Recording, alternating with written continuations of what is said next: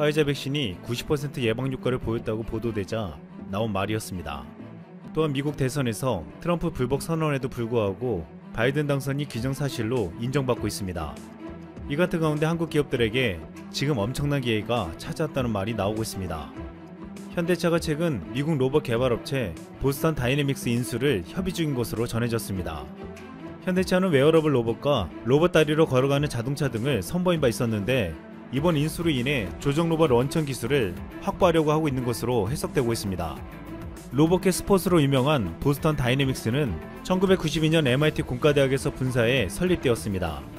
2015년에 처음으로 만든 스폿은 360도 카메라를 장착하고 4발로 주당 1.58m의 속도로 계단을 뛰어오를 수 있고 방수 기능도 갖췄습니다. 그동안 수많은 놀라운 로봇을 개발해냈지만 연구 중심의 조직이어서 사업화에 성공하지 못했습니다. 하지만 이제 현대차에 인수된다면 그동안 개발해온 기술이 빛을 발할 것으로 전망되고 있습니다. 현대차는 이외에도 작년 5월에 미국 로봇 스타트업 리얼타임 로보틱스에도 투자한 바 있었습니다.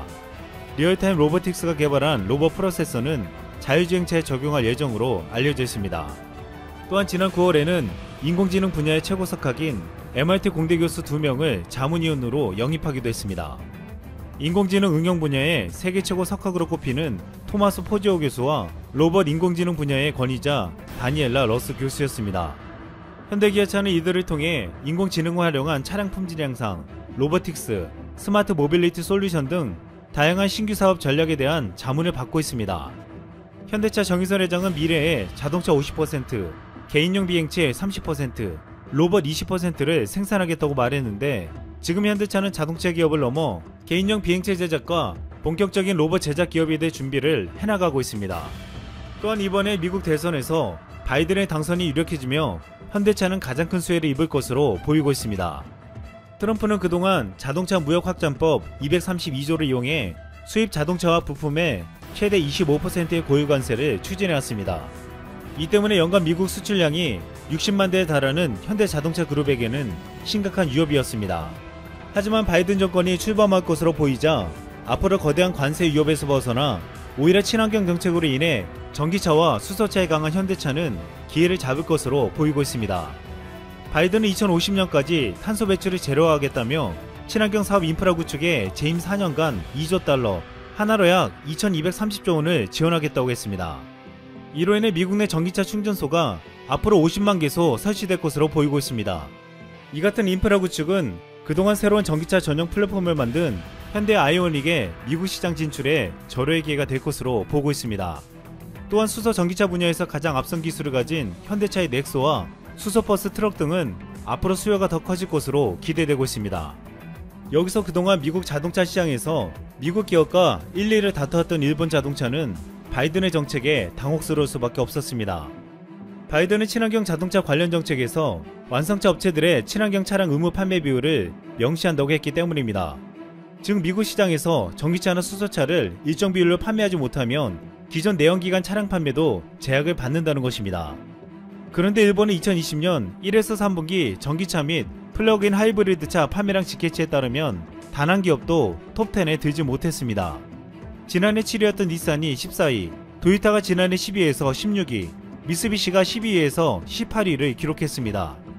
일본 차는 유독 전기차와 하이브리드 자동차 시장에서 뒤처지는 모습을 보였습니다. 같은 기간 폭스바겐을 비롯한 유럽차는 2회 환경규제 강화에 따라 전기차의 전환에 성공했습니다. 또한 현대기아차는 치열한 경쟁 속에서 합산기준 톱4를 유지했습니다. 도요타를 비롯한 일본차는 1990년대 말 하이브리드 차를 대중화하며 친환경차 시장을 주도했습니다.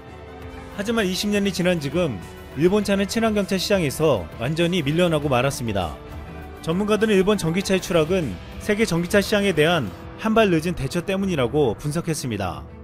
닛산, 도요타, 미쓰비시는 신모델 출시 후 3년이 지나도 새로운 모델을 내놓지 않으며 소비들에게 외면당했다는 것입니다. 이 때문에 앞으로 유럽뿐만 아니라 미국 등 전세계에서 친환경에 대한 기준이 높아지며 도요타를 중심으로 한 일본 자동차의 전망은 암울해지고 있습니다. 미국의 친환경 정책은 자동차뿐만 아니라 한국의 해운업과 조선업계에서도 긍정적인 영향을 미칠 것으로 기대하고 있습니다. 최근 물자를 운반하는 컨테이너선의 운임이 최고치를 기록하며 국내 해운업계가 미소를 짓고 있습니다. 물동량은 늘고 있는데 화물을 실을 컨테이너선이 부족해져 앞으로 해상 운임 상승이 이어질 것으로 보고 있습니다.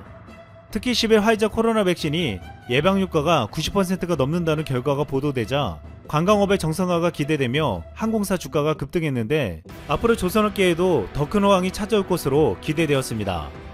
이미 해운업계는 주요국에 경기가 회복되면서 물동량이 늘고 운임이 올라 이례적인 호황을 누리고 있습니다. 지난 2017년 한국 최대 해운업체 한진해운이 파산하며 한국 해운산업은 위기에 빠졌습니다. 당시 대한민국의 외화 획득 산업 순위에서 4위를 차지했던 해운업은 연간 1,700조를 벌어들였는데 GDP의 무려 3%에 해당하는 금액이었습니다. 하지만 2016년 세계 컨테이너 해운회사 7위였던 한진해운이 파산되며 우리나라 해운업은 위기에 직면했습니다. 한진해운이 파산한 다음에 국적선사가 유지되는 나라는 운임의 변화가 없었으나 우리나라 운임은 50에서 70%가 올라갔습니다. 이후 정부는 옛 현대상선이었던 HMM 재건에 집중했고 최근 결실을 맺어 2, 4분기 영업이익이 1387억 원을 달성하며 무려 21분기 만에 흑자 전환에 성공했습니다. 이 같은 기세에 이달들어 HMM 주가는 일주일 연속 상승해 무려 36.5%가 올랐습니다. HMM의 주가 상승으로 대한해운과 펜오션 등 한국의 해운업은 완전히 부활하는 모습을 보이고 있습니다. 또한 해운업과 함께 호황을 맞고 있는 것은 조선업입니다. 지난 9일 조선업계는 이번 미국 대선의 영향으로 탄소 배출이 적은 친환경 선박발주가 이전보다 탄력을 받을 것으로 전망했습니다.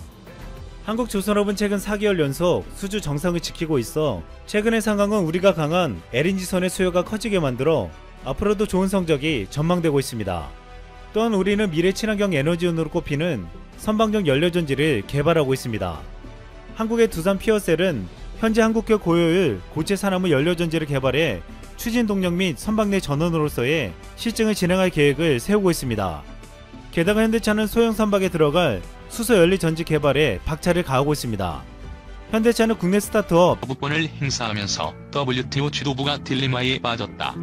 세계 최대 무역국인 미국의 거부 의견을 투표를 통해 기각할 것인지 아니면 수일 앞으로 다가온 미국 대선 결과를 지켜볼 것인지 두 가지 옵션을 두고 고민하고 있다고 로이터 통신이 29일 보도했다.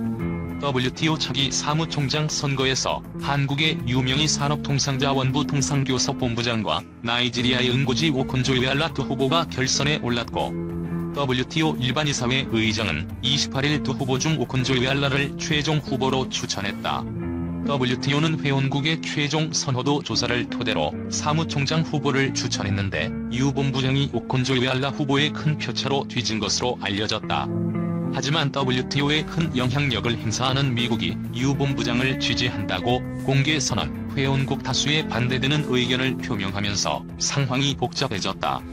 WTO 본부가 있는 스위스 제네바의 한 외교관은 로이터 통신에 미국이 선거 절차 막판에 뛰어들어 혼돈을 가중하는 방법으로 절차를 중단시켰다면서 즉흥적인 느낌이 든다고 말했다. 빌 클린턴 정부에서 상무부 차관을 지닌 윌리엄 라인시 전략국제문제연구소 선임 고문은 일단 미국의 입장 변화를 끌어내기 위한 마쿠 논의가 치열하게 이루어지고 있을 것이라고 말했다. WTO는 전체 회원국의 컨센서스를 거쳐 추천된 후보를 다음 달 9일 열리는 특별 일반이사회에서 차기 사무총장으로 승인한다는 계획이지만 사실 그전까지 미국이 입장을 바꿀 가능성은 없어 보인다. 회원국 간 컨센서스가 도출되지 않을 때 최종 추천된 두 후보 가운데 한 사람이 자진해서 사퇴하는 방법도 있다. 유 본부장 측은 29일 사퇴 의향 등 향후 계획을 묻는 말에 입장을 밝히지 않았다고 로이터 통신은 전했다. 예외적으로 회원국별 투표를 통해 차기 사무총장을 확정하는 방법도 있다.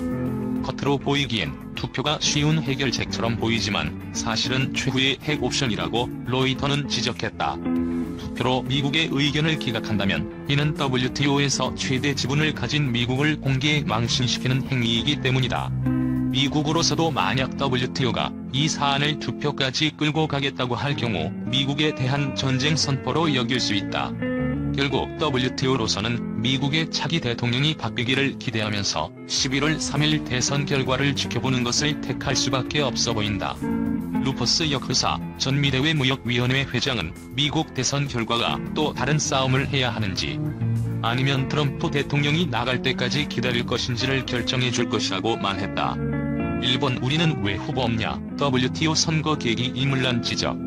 세계무역기구 사무총장 선거에서 유명희 한국산업통상자원부 통상교섭본부장과 응고지 오콘조 이웨알라 전 나이지리아 재무장관이 최종 후보로 남은 가운데 일본에서는 국제기구 수장에 도전할 만한 자국 인재가 없다는 내부 지적이 나오고 있다.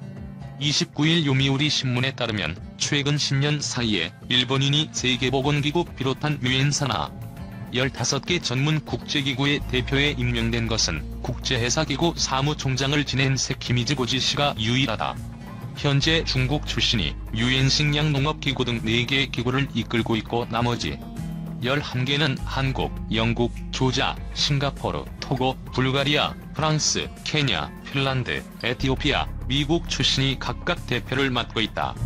일본은 중국이 여러 국제기구를 이끌면서 자국에 유리한 국제 질서를 형성한다고 우려하고 있다. 최근 WTO 사무총장 선거에서 유 본부장이 선전하자 한국에도 밀린다는 위기감이 일본 외교가에 감돌고 있다. 전날 일본 집권 자민당의 외교부회, 외교조사회 합동회의에서 일본 외무성 간부가 WTO 사무총장 선거 정세를 브리핑하자 한 의원이 왜 일본 후보가 이번 WTO 사무총장 선거에 안 나갔냐고 따져 물었다고 요미우리는 분위기를 전했다. 자민당의 루형성 전략의원연맹은 27일 스가 요시히데 일본 총리를 면담하며 일본인이 국제기구 대표로 진출할 수 있도록 외무성과 내각부가 나서 적극적으로 지원해야 한다는 뜻을 전했다. 일본 정부는 내년 8월에 예정된 만국우편연합 사무총장 선거에 이효정성 출신의 니폰 뉴스의 임원을 당선시키기 위해 각국 대사관을 동원해 작업에 나선다는 방침이다. 하지만 국제기구를 이끌 만한 외국어 능력과 행정 경험이 있는 적임자 수가 제한돼 있고 일본이 단독으로 나서서 곧 효과를 내기는 어렵다고 요미우리는 평가했다. 이 신문은 문재인 대통령이 14개국 정상과 전화회담을 하고 73개국에 친서를 보내는 등 유 본부장의 당선을 위해 적극적으로 움직였다고 소개하고서 일본의 경우 순회급 지원이 타국에 비해 부족하다는 지적도 있다고 덧붙였다.